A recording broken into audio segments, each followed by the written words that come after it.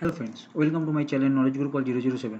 तो फिर मैं आप लोगों के सामने आज एक नया वीडियो लेकर आया हूँ। आज का वीडियो में मैं आप लोगों को दिखाऊंगा कि हम लोग का अभी जो नया करंट फिनेंशियल ईयर जो चालू है, मतलब 2022-23 जो असेसमेंट ईयर 2023-24 का है, तो उसी का ही टीडीएस रेट चार्ट जो है उसी के बारे में मैं आप लोगों की स्क्रीन में दिखाऊंगा और उसके बारे में थोड़ा बहुत बोलूँगा, क्योंकि इसका सेक्शन में कुछ कुछ चेंजेस भी आया है। बट वो चेंजेस के बारे में सेक्शन का तो डिटेल्स मैं इसमें डिस्कस नहीं कर सकता क्योंकि वीडियो बहुत ही लंबी हो जाएगी। तो इसलिए इसमें जो नॉर्मल जो है पूरा मैं आप लोगों को स्क्रीन में और इसके बारे में थोड़ा बहुत आप लोगों को जानकारी दूंगा। तो वीडियो में आप लोग मेरे साथ बने रहिएगा। चैनल में अगर नया है तो चैनल को सब्सक्राइब कर देना और प्रेस कर देना कि दूसरा वीडियो का नोटिफिकेशन आपके पास पहले आ जाए। और वीडियो अगर अच्छा लगे तो वीडियो को लाइक करना मत भूलिए और ज़्यादा शेयर करें। वीडियो कैसे लगा ये कमेंट्स करके बोलना मत भूलिए। तो हम लोग शुरू करते हैं। देखिए, पहला सेक्शन में हम लोग आते हैं जो सैलरी इनकम में 192। इसमें देखिए 2,50,000 तक जो लिमिट है, इसमें आपको कोई टैक्स भरना नहीं पड़ेगा। और उसके बाद में जो उसका स्लैब रेट जो है वो नीचे भी मेरा टैक्स रेट दिया हुआ है, तो आप वो भी देख सकते हैं। उसके बाद देखिए 192A, इसमें ईपीएफ प्रीमेच्योर विड्रॉल, अगर 50,000 तक अगर कोई विड्रॉल आता है तो उसमें कोई टीडीएस नहीं कटने वाला है। और अगर उससे ज़्यादा होगा, मतलब 50,001 अगर हो जाएगा तो उसमें 10% का टीडीएस लग जाएगा।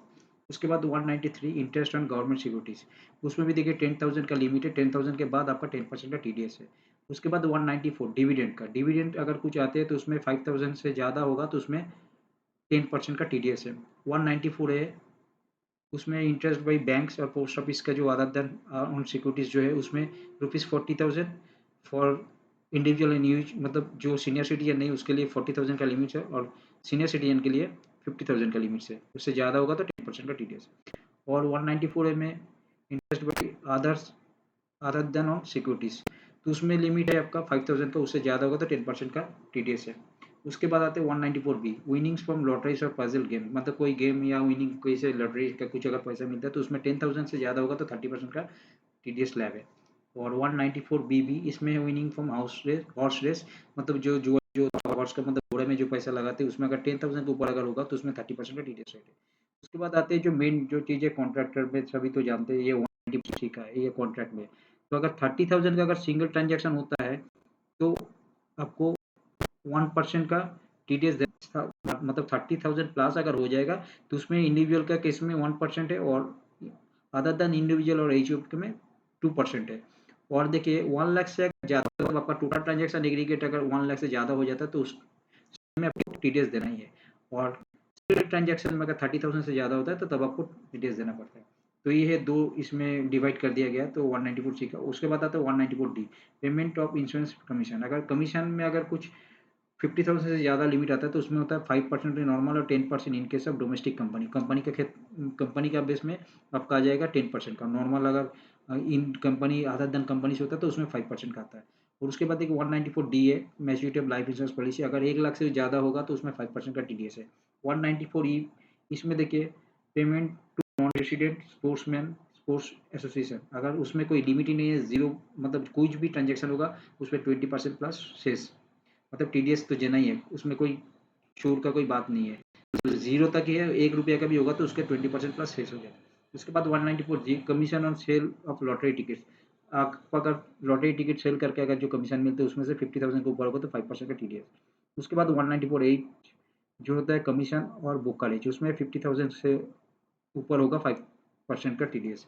194I, rent of land building और फर्नीचर, उसमें 2,40,000 का लिमिट, उससे ज़्यादा है तो 10% का।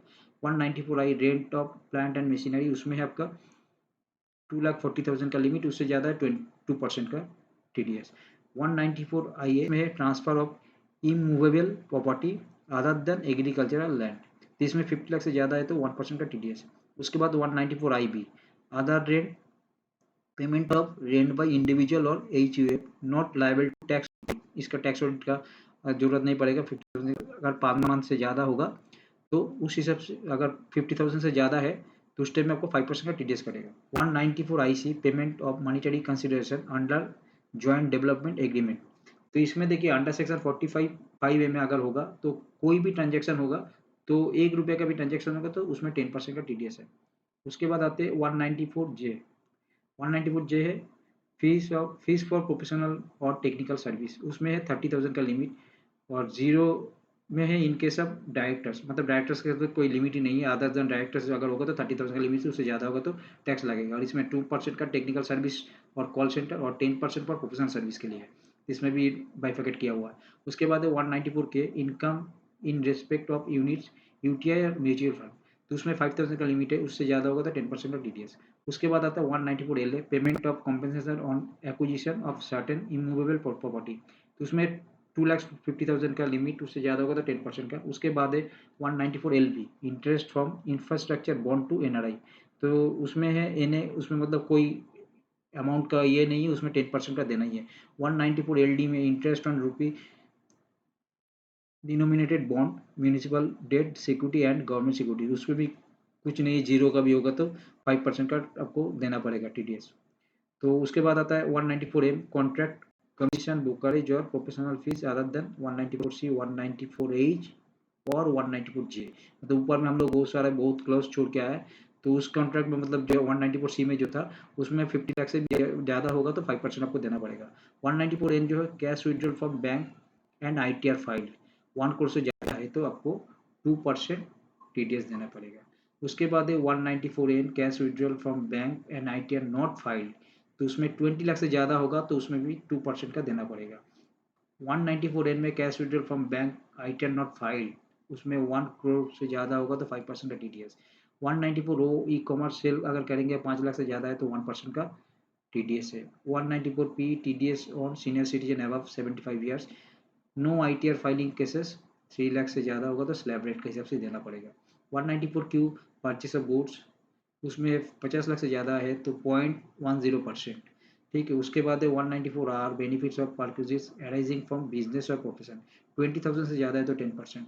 उसके बाद 194S TDS on payment for virtual digital assets और क्रिप्टो करेंसी जो अभी चल रहा है बहुत मार्केट में, WEF इफेक्ट फ्रॉम जुलाई, मतलब 1 जुलाई से इफेक्ट है, उसमें कोई भी ट्रांजेक्शन होगा तो 1% का है। उसके बाद है 206 डबल है TDS rate in case of non availability of PAN, आपके पास अगर पैन नहीं होगा उस टाइम में higher of as per act twice the rate in force 20% का ले लेगा।